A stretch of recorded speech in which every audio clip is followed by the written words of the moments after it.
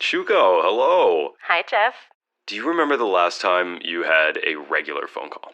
Without the video on, or? Yeah, not a video call, a phone call, like ring ring, hello, you don't know who's on the other line.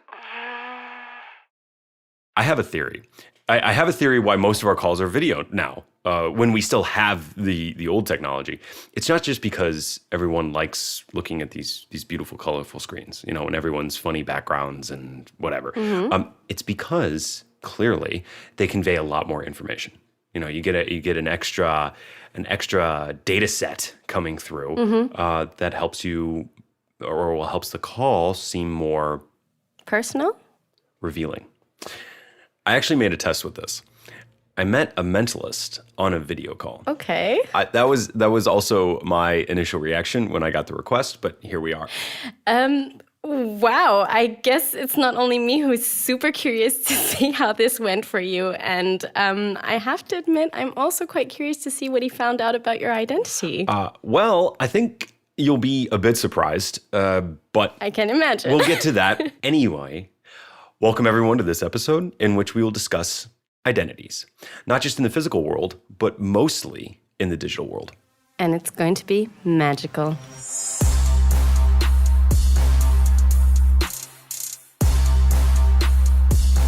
From know-how to wow. The Bosch Global Podcast.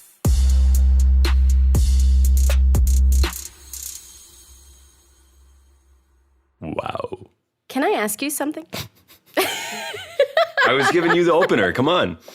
Geoff, can I ask you something? Absolutely. What did you think about the mentalist thing before you talked to him? Oh, I was... And be honest. Yeah, I'm fine being honest. That's no problem. I was skeptical. It's just not... It's just not for me personally. But that's a personal thing. But I agree that the information we can barely hide from others. It's in our voice, it's in our appearance, it's in our behavior, and that's all fine. No problem there. I mean, it's driving social interaction, and it means obviously we're not just machines. You're humans. You have a lot of emotions and lived experiences to share. That's clear. That is true. Although from one or two people, I could imagine there's a cyborg or a robot sitting behind that face. Yeah, sometimes I get a little curious. Yeah. But then let's listen to your meeting with what was his name? Thorsten Havener. Okay, so Thorsten Havener, cue the tape. Thorsten, good day. Welcome to the show. How are you? Thank you. I'm fine, and I'm happy to be part of the team. We're very glad to have you. Are you going to be able to read my mind exactly? No, and I don't think that there is anybody who can do that. Very often it comes to making an impression, and it's about an illusion that makes you think in a certain way, and when I know that you think in this way, I might be able to get some cues and clues about you that normally you wouldn't tell me about. So how do you gather information about the way I think? Well, actually, this can be done via body language. So Okay. let me do one thing with you or with the listeners if they want to participate in it. And it's very easy. Think of a moment where you have eaten something that tasted very, very bad. So think of a bad taste that you had in your mouth and go back into that moment and make it intense. So live through that moment again. And now, with this bad thought in your head, focus on the way you feel, focus on the way you are sitting there, and see if there is some tension in your body.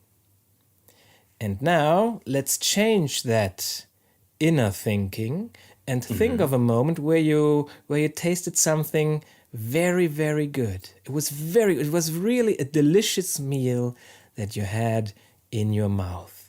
And go through that experience again. Feel as you felt in that moment. And now focus on your body. How relaxed is it? And how do you feel now? Which one felt better? That's very clear. The second one. Second one is much better. Much more right? relaxed. Truly, and like you said, the body feeling changed. And isn't it surprising how quickly that changes? So it was a matter of seconds, right? Yes. So this is a very, very important thing that we need to know, is that between our thoughts, our mind, and our body, there is no real limit. So the way you think will materialize in your body. And what you've just experienced now was that the effect of a good thought, of a thought that you like, is relaxation. Sure. And the effect of a thought that you do not like, even something as simple as a bad taste in your mouth. So it doesn't need to be something heavy or serious. Even something as little as a bad taste in your mouth manifests in your body as tension.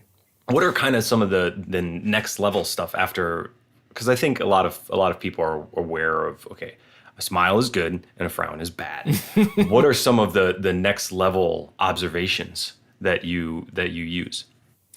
Well, not to give away all your secrets, of course. No. That's actually, these are secrets that are meant to be given away because they are so handy to know. And I'm not a huge fan of saying, well, this gesture has this meaning and this gesture has that meaning.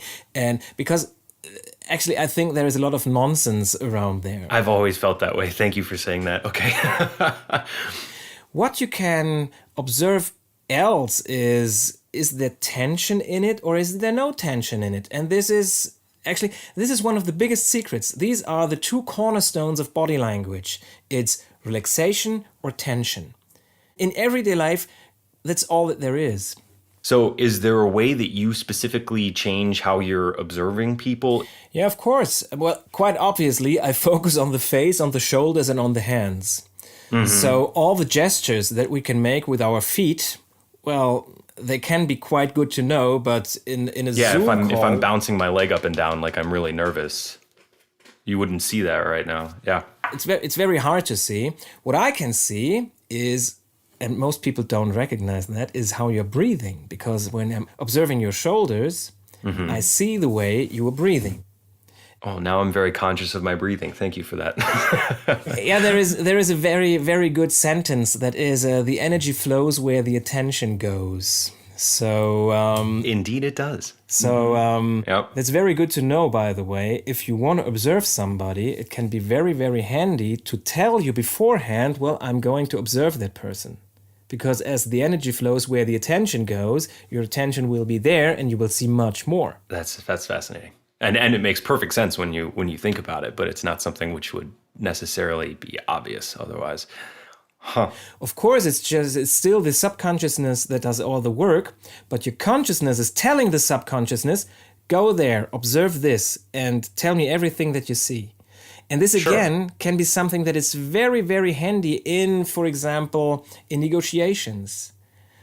Or in a moment where you have to be on the spot.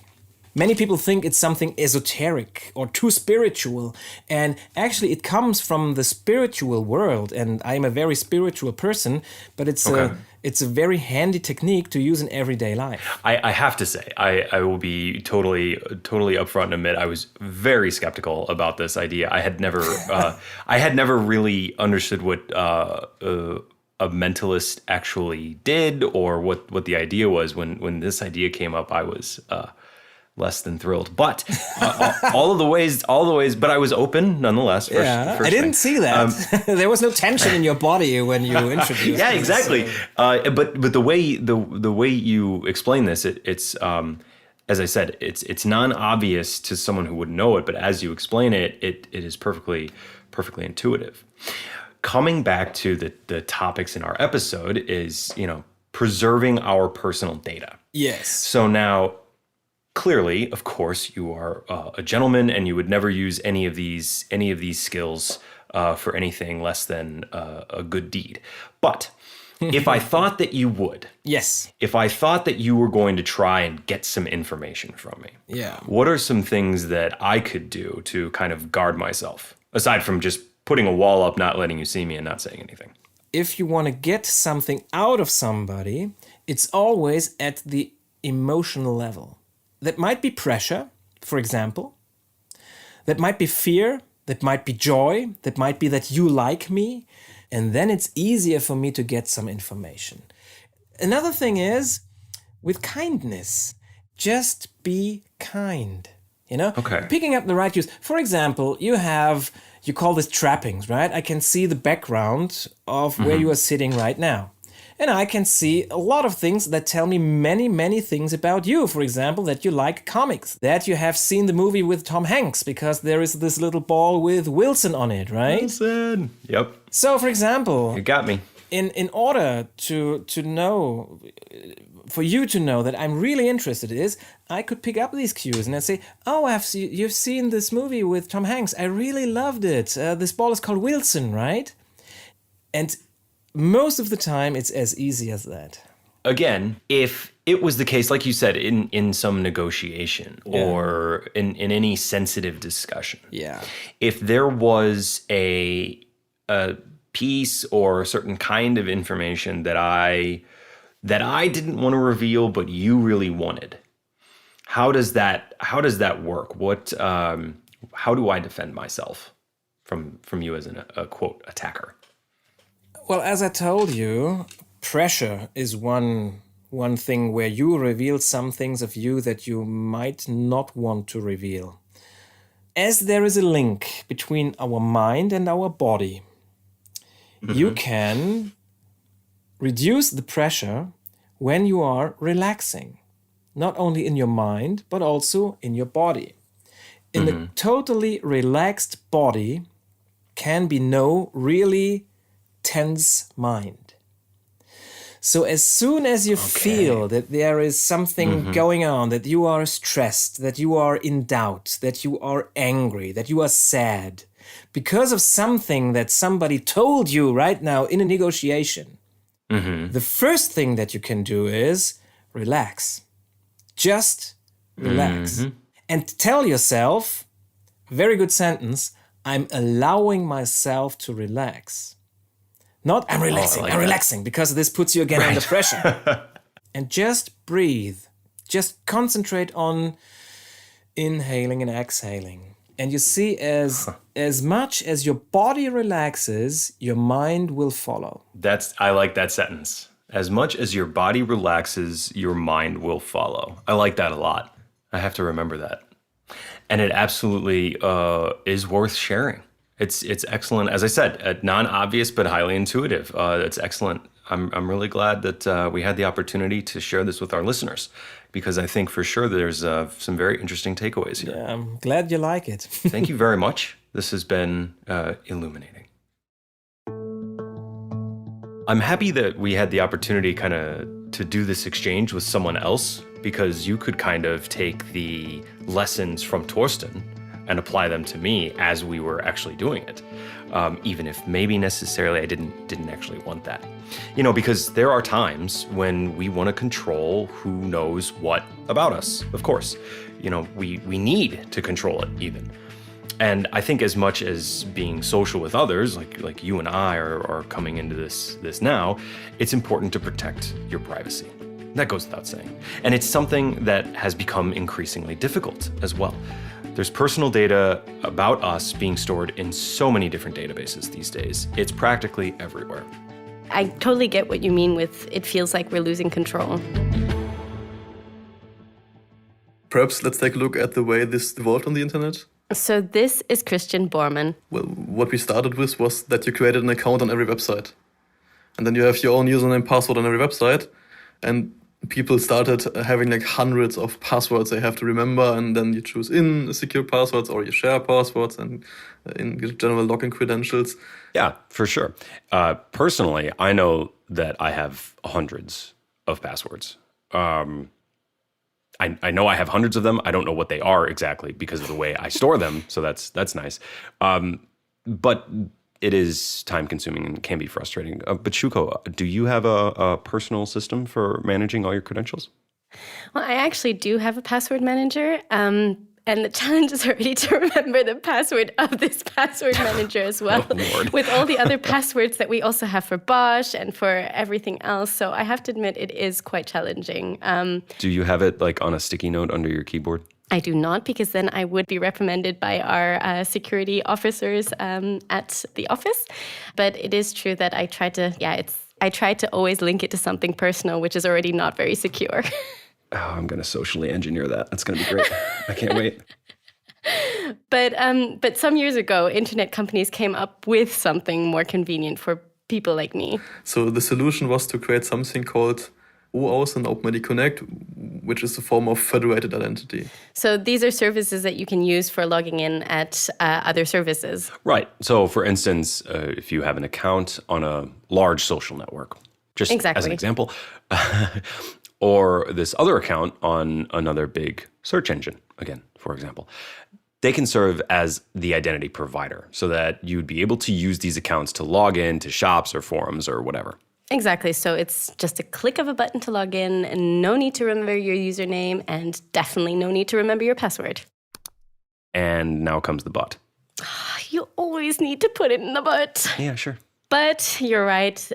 This means that big identity providers are basically in control of your data. Right. And if one day they decide they don't like you or me, they can terminate your account, which means you lose all of your identities with all of these other services too. And it doesn't even need to be the case that they decide that for you on an individual basis. If the service itself is down, you're out of luck.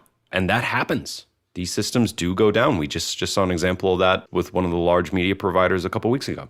Exactly. And I mean, then you have really a lot of people shut out of all of the services they've literally connected with. That's right. So it's very inconvenient. Inconvenient is the word for it, yes. It's the diplomatic word for it. Yes. But Geoff, something different. Going back to this story about the mentalist. So we assume the mentalist could read your mind somewhat, but I don't have that ability yet. And, we are still trying to get to know each other a little bit better. So I was hoping I could read maybe your wallet. Could you empty it for me and put everything that's in there in front of the camera? Sure. Only because I trust you. Ooh. Only because I trust you. The big words are coming out. You have my, obviously, thousands of dollars in fiat money, clearly. Monopoly money, you mean? Yes, exactly. We won't get into the cryptocurrency discussion right here. But so obviously the standard things: driver's license, a real ID, which is like a travel ID now in the U.S. Credit cards, no coins because I don't use the European wallet. So that's pretty analog. Okay, but I see you don't have any photos in your wallet. Outside of my ID photos, no. Okay. So if you want, seeing as you showed me yours, I'm going to show you mine. That's fair enough, right? So this is what I have in my wallet. I have my organ donor card. I have the papers to my car and to my motorbike. I do actually have coins because living in Germany, who does not need to have cash on them? I learned that the hard way. Right. And obviously, my bank cards as well. Yeah, so pretty standard. Pretty standard indeed. And no photos either. Okay. But isn't it convenient to hold these things in our hands literally and not think of this as all digital? Sure, of course. I mean, on the one hand, since there's a huge dependency on these online platforms, and honestly, it's only gotten bigger. But Christian works on some technology that could help us regain some of this lost control that we were talking about. And he's at the Bosch Research and Advanced Development Unit, by the way. What we would like to have is a system where you, as the person, or like me as Christian Bormann, I'm the owner of my identity. I hold my identity in some form of digital device, let's say a smartphone, and I am in full control of what happens with it. So a smartphone wallet, pretty much. We looked at our physical wallet, and we actually have almost everything we need that's in there as in the smartphone already. That's there. My credit card information is in there, some membership cards, movie tickets, boarding passes for travel. All of that is stored in my digital wallet. True. Most things in our wallets have been digitalized. Some governments are even starting to digitalize official documents like driver's licenses and ID cards. Yeah. But do you really have full control over your smartphone wallet? And that's what this technology would enable. It's called self-sovereign identities, or SSI. Yeah, so SSI, or self-sovereign identity, is a concept of a form of user-centric identity. User-centric in the sense that the user should be in control over their identity. they should have full access to the identity. They should be the ones giving consent for the use. And it should be protected, of course. So it's not something that can be easily stolen. And then the other aspect in SSI, and that's a really important aspect, is data minimization. Mm-hmm. So first of all, user-centric. So I, as a user, am in full control. And then data minimization, I don't want to show everything. I only show exactly what you need to see. Mm-hmm. Okay, so how does that actually work in practice? Is there a real-world scenario? I might have an identity card from the government. I might have an employee card from Bosch. I might have different aspects of my identity, and I can control all of these on their own. I can decide with whom I share what kind of information. There was a pilot project where Bosch and a few other companies teamed up with hotel chains to use this digital wallet for hotel check-ins for business travelers, right? So when you check in at a hotel in Germany, you have to show ID. And also, to take advantage of business rates, you want to prove that you work for a certain company. And what we were creating was the German government created a pilot digital ID card, and the companies created some sort of business card.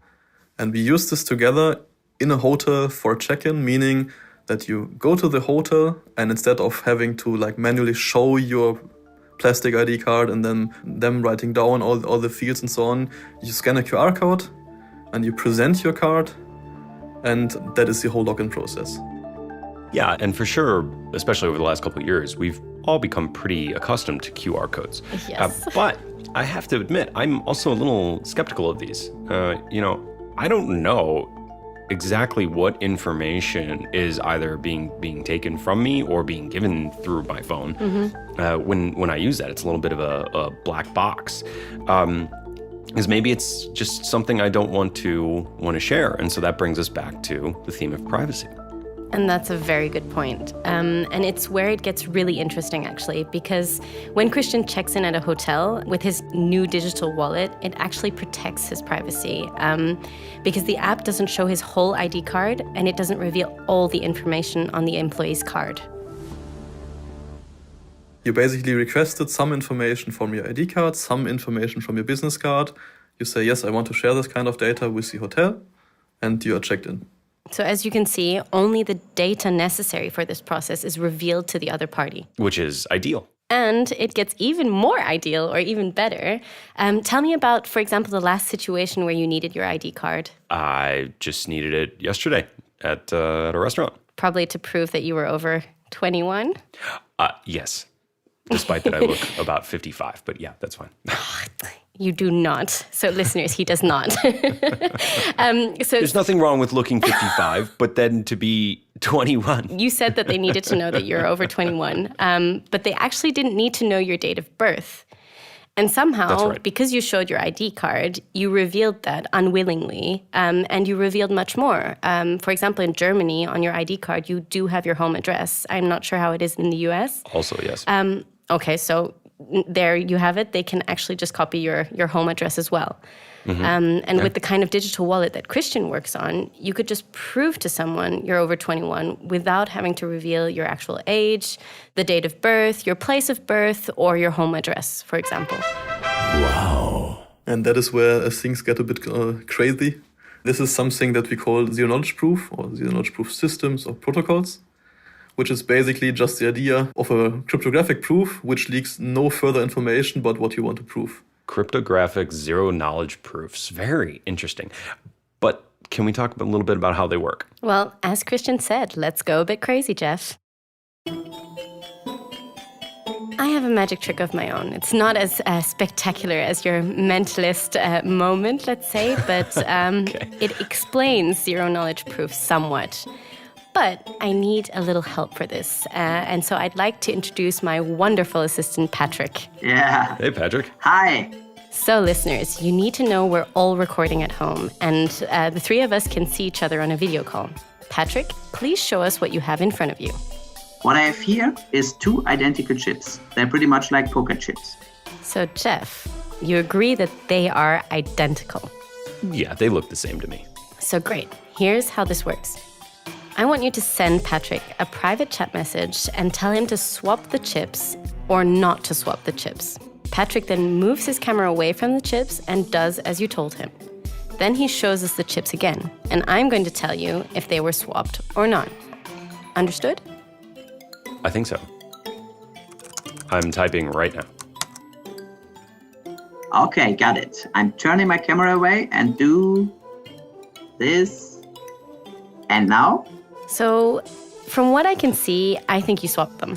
Yes, Shuko, correct. They were changed. Merci beaucoup. Merci beaucoup. So, I now have proven to you that I can tell these chips apart without revealing what the difference is. Yeah, okay. I mean, you got lucky. There was 50% chance of you guessing the correct answer. Okay, so let's do this again. Okay, let's play a game. Okay, Patrick, here's your next hint. Okay, I got your message. Yeah, I think you guys swapped it here. Yeah, that's correct. Shuko, guess? Not swapped. Swapped. Are you? How do you do this? I am always right. Okay. Now I believe you. You do indeed, apparently, have the power to tell two chips apart. Congratulations. I'm sure there's a lot of real-world application there. But the important part is you didn't reveal anything else. And that's how magic works. Or in this case, zero-knowledge proofs. Well, a very simplified version of them. It's a lot more complicated than that, and it's also a very novel field, so it's still a lot of research being done on these kind of proofs. And in our case, what that means is the way we handle credentials right now in the digital world is that we always have signatures. And these signatures are something that I can check with a public key. Is this signature actually coming from the correct entity? Okay, and I'm going to stop him right there just for a second because we don't need to get into the difference between public and private keys right now. But first, are you not going to reveal, Shuko, how exactly you pulled this trick off? Geoff, were you not listening to me? It's called zero-knowledge proof. And what we do with zero-knowledge proofs is basically, instead of showing you the signature, I create a proof that I'm the owner of a credential which has certain information that I'm willing to reveal to you, but I only create a proof in a way that only you can verify this. And to not know exactly how you pulled that off is only slightly frustrating.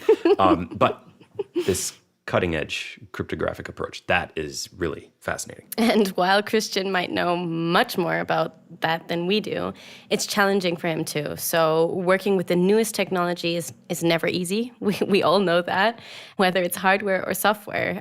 So there's still a lot of challenges to solve. Yeah, but from the use case, why is this worth all this effort? Let's talk a little bit more about what this is all good for.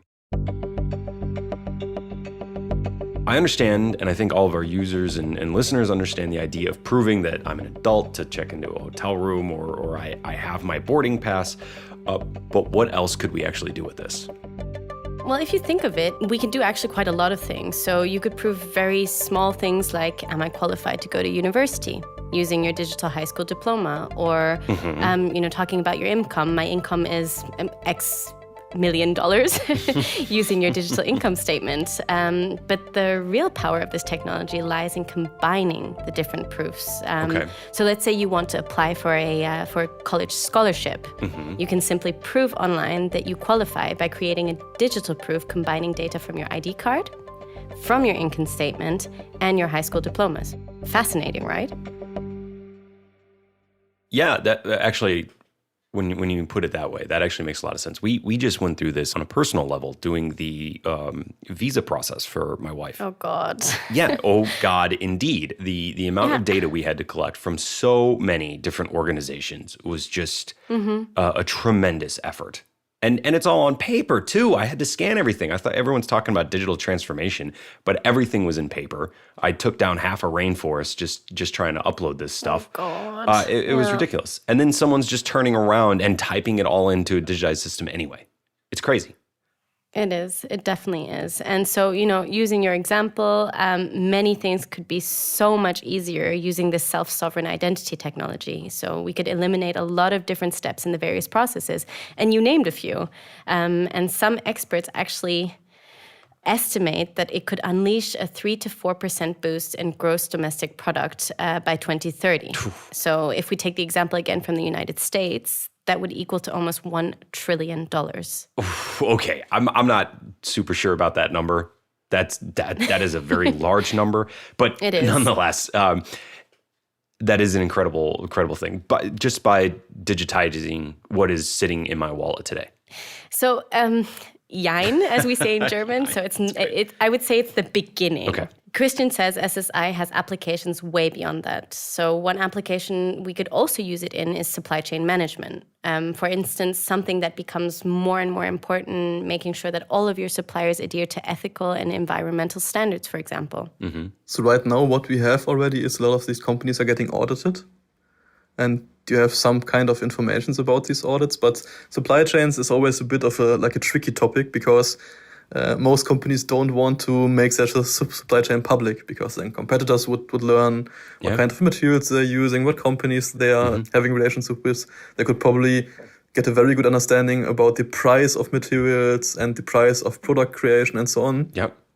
So at that point, it's also quite beneficial to have a technology where you can prove certain aspects about such a supply chain without revealing the full thing. And that business application makes total sense. So especially for self-sovereign identities. So not just for individuals, but organizations working in a business-to-business environment. Definitely. And for machines too. So you could delegate some of your identity to a machine which can then act on your behalf. You know, we've talked about it before, an autonomous electric car, for instance. Mm-hmm. Let's say I have a banking credential.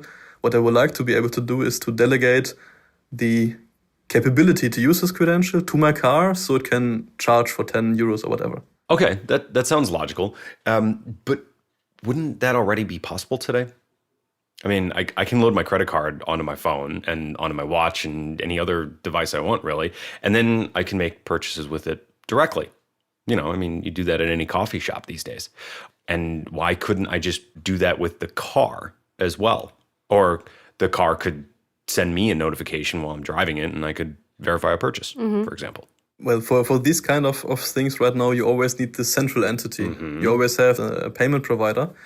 So most of these systems create some form of monopoly or central entity that is in control of the system. Sure. And what we are trying to achieve with decentralized identity is to have a system where you as the user, as the holder, are in control. And like everyone that is interacting in the system basically can choose themselves whom to trust and whom to interact with, but the whole system is not in control of like one entity. Right. And in this case, Christian brings up an interesting point, and that is trust in a decentralized system. So if I'm in full control, and maybe I give my car some rights to use part of my identity, how does someone else or something else, let's say like a charging station, how do they know that the credentials that they're using are valid, that they can trust them? And the answer here is pretty simple. You've mentioned it before, public and private cryptographic keys. Right. And so that comes back to the same basic principle which the internet is relying on. When I go to my bank's website, there is some public key cryptography which secures the connection. Geoff, shall we explain how it actually works? Well, can we make it short? Super short. So this is not really a magic trick, unfortunately, but for this we should imagine that I can't make it. Fortunate for me. Yeah, you'd be wrong again. But for this, we should imagine that we are all not on a video call, but in the same room. So you, me, let's take our producer Steph this time. Hi there. Hi, Steph. Hi. So even though in real life we do trust Steph, Please do. let's say in this scenario, we don't. So Steph is some evil person on the internet. But you, Geoff, you want to send me a secret message. We've never talked before, so you can't just encrypt your message because I wouldn't know how to decipher it. And you can't tell me how to decipher it because then obviously Steph would hear as well. Right. But here's what I can do. I can send you this box, and it comes with an open padlock. I can send it to you in an unprotected way. What I'll do is I'll pass the box and the open padlock to Steph, and Steph passes it to you. So in this context, Steph's seen an empty box, she's seen an open padlock, but no information has been lost. And now that you have the box with you, you can put your message inside of this box, and you can lock it with the padlock that Steph has given you. Right. This locked box, you can now give back to Steph. And this is where it becomes very frustrating for her because she's obviously seen the whole process, but she can't open the box. She doesn't know what's in it. and she has to give this closed mystery box back to me. She burns in hell. No, she doesn't. But she curiously looks at me without knowing what is in this box, because obviously, seeing as I sent you the padlock, I can open it with my key. Right. So open the padlock. That's your public key. Exactly. And everybody can see it. Yeah. Everybody, including Steph. But when someone secures the information with this public key, only you, Shuko, have the private key with which to unlock it. Precisely. And that's the basis of all internet security today. That's right. And now, of course, on top of that, there are mechanisms, the actual technology which makes this possible, for instance, to prove that this is really and truly your key. And there are places where you can leave copies of your public key as well, so that other people can find them and use them. And what we are doing is somewhat similar. The only thing that we first have to do is we have to actually find the public key, which is some synchronization layer for the cryptographic material, which we call decentralized identifiers.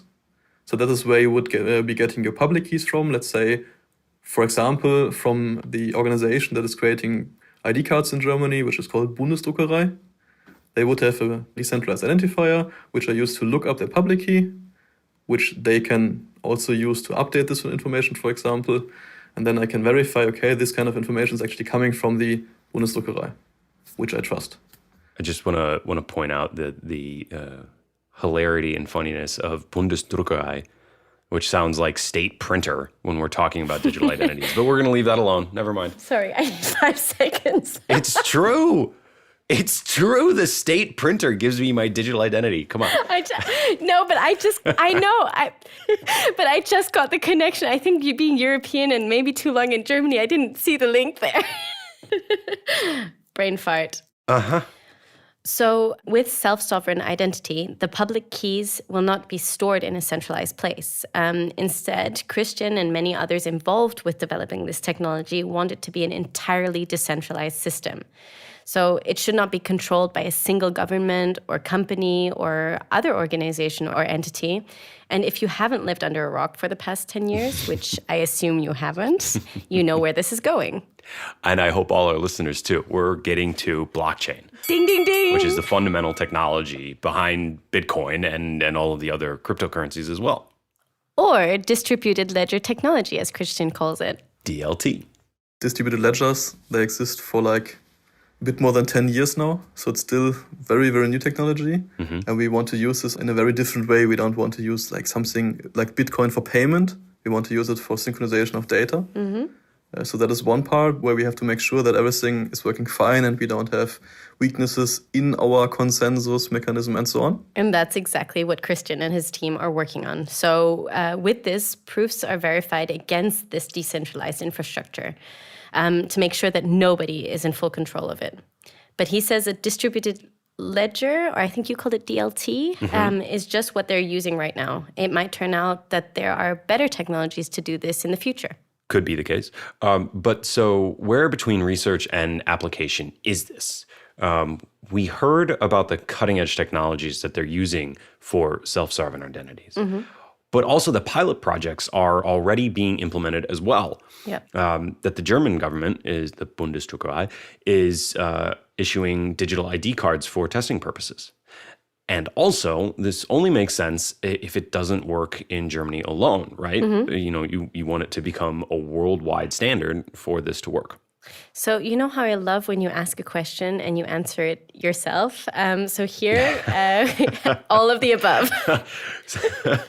So in Germany, for example, let's start there. We have the governmentally funded project, public funded project called ID Union, where we are researching this kind of technology and we are creating a test network to try out the technology. We have similar things happening in Finland, I think France, Spain. So a lot of European countries are doing this. Then on the whole European level, you also have something called ESIF, European SSI Framework Lab. And then the different governments are also currently starting and asking their organizations that are currently issuing government IDs to also look into these technologies. Clearly, there are high levels of interest in this as everybody is trying to do something with this. So we are currently, I would say, in the very beginning where people are experimenting with this technology, but are like moving to first pilot use cases, first trying it out. Yeah, and I can't wait. I mean, this really makes you think.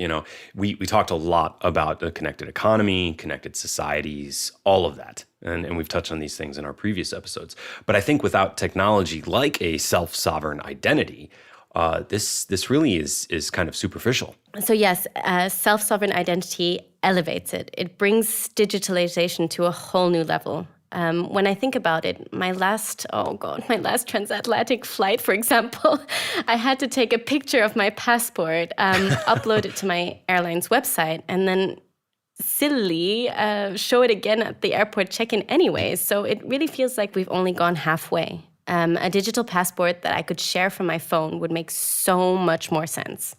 Yeah, and I think it's a really great idea for individual citizens and just users generally to control as much of that as possible. Mm-hmm. I don't really want to turn around one day and upload my passport or whichever credential to some other entity just because they provide an authentication interface, because then I have to trust that exactly as a third party. It's like when we used to be cautious, before about opening your wallet up to a stranger, as an example. That kind of physical control over whom we show information about us, we've lost that to a degree. Yeah, especially when you think about social media as well. But I think it's important to say that, yes, the technology behind self-sovereign identities is incredibly complicated, which is necessary to make it secure. So a bit complicated, but in the end, for users, it's supposed to be simple. Right. And there are many challenges to solve on that front too, to make it really simple to use, but really secure. These systems right now are getting built mainly by people from this field, from distributed systems, from cryptography and so on. So we are still lacking quite a bit on the part of user experience. But here's how Christian envisions it. Right now is we are scanning a QR code, for example, provided on the website, and then on your smartphone you get a request, please prove to me that you are over 18. You can then see, okay, I have a credential that would fit this kind of request. Let's say your personal ID card would be meeting the requirements of the web shop. And then you say, yes, please construct the proof that I'm over 18 from this. And then this proof would be transferred whenever you allow it. So you are in direct control. And then the web shop would have the proof that you as a buyer are over 18, and it can verify that this was coming from a credential issued from the German state, for example. It's almost magical, isn't it, Geoff? Yeah, I see what you did there. You could say that, yes. Okay, I think that's a wrap, right? See you here next month. Indeed, next month. And then it's going to get hot. We're going to go to Britain, and we're going to check out how people are staying warm and cozy in the winter. So we're turning on the heat, I suppose. Well, we'll see. That's right. Bye. Bye to all listeners. And of course, thanks for listening. Don't hesitate to give us those likes or comments or follow us on your favorite audio app. From know-how to wow. The Bosch Global Podcast.